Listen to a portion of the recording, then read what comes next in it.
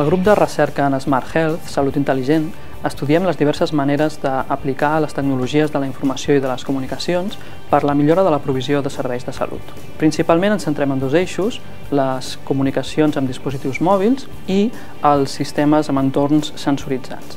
Amb les comunicacions mòbils el que aconseguim és monitoritzar a persones amb risc, com ara la gent gran amb deteriorament cognitiu o els infants.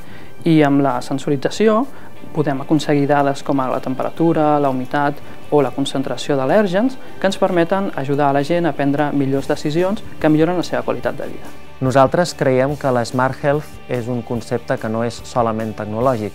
En aquest sentit, no només treballem amb enginyers i enginyeres, sinó que ho fem amb metges, infermeres, sociòlegs, psicòlegs, etc., per crear solucions i fer recerca des d'un punt de vista global i interdisciplinar.